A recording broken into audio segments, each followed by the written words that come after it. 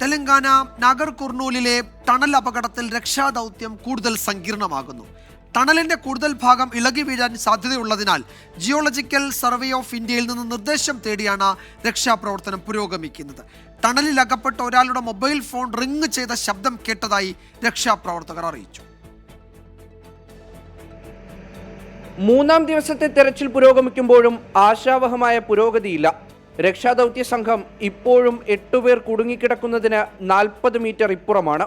തകർന്നു കിടക്കുന്ന ബോറിംഗ് മെഷീന്റെ അവശിഷ്ടങ്ങളും കല്ലും ചെളിയും ചേർന്ന് ടണൽ തന്നെ മൂടിയിരിക്കുകയാണ്.